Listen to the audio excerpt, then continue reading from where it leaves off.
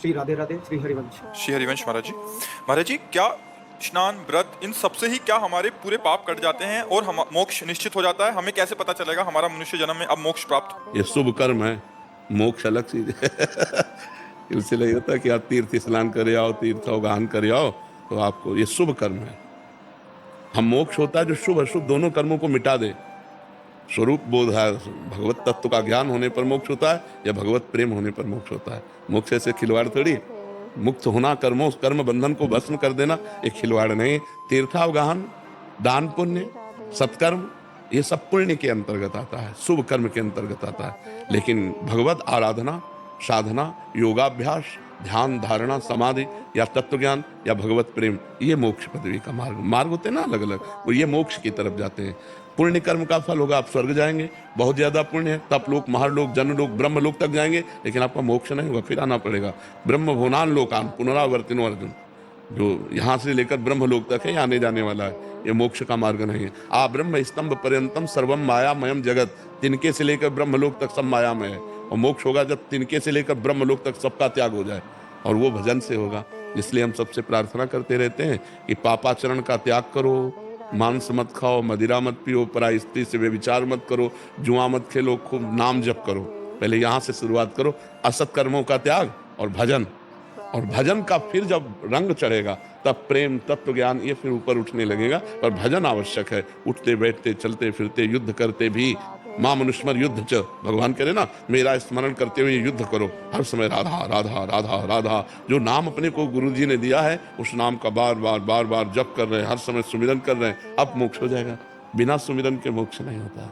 परमार्थ का जो स्वरूप है, व्रतांसि यज्ञ छंदांसि तीर्थान यमा यमा, ये भगवान श्री कृष्ण के वचन है। व्रतांसि यज्ञ छंदांसि तीर्थान यमा यमा, यथा वरुंधेत सत्संगा सर्वसंगोपहो इमाम।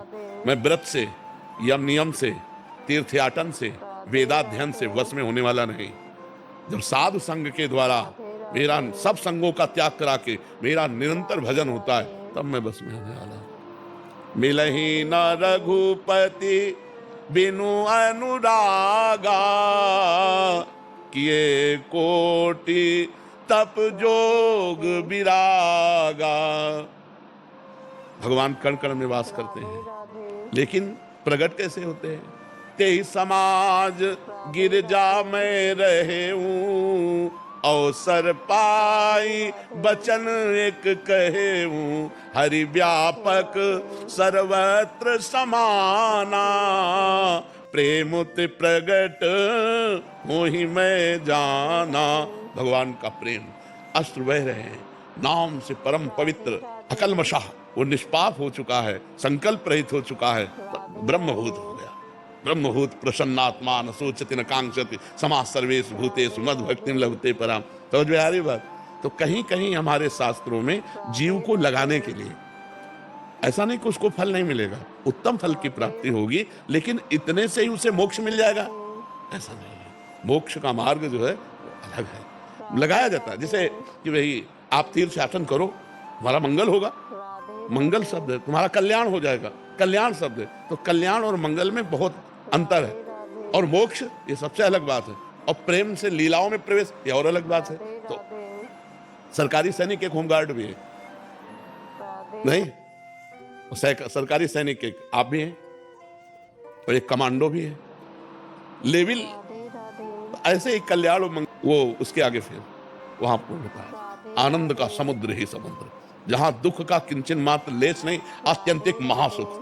अब उसके लिए साधना है, तीनों लोकों से वैराग्य, तीनों शरीरों से वैराग्य। स्थूल जगत, स्थूल शरीर, सूक्ष्म शरीर स्वर्गलोक, कारण शरीर ब्रह्मलोक, इधर तीन और इधर बाहर तीन, बाहर और भीतर तीनों से जो वैरागी वो मोक्ष का अधिकारी होता है। कितना कठिन है, जब तक गुरु न मिलेगा और साधना नहीं बताएगा तब तक कैसे प्राप्त हो जाएगा।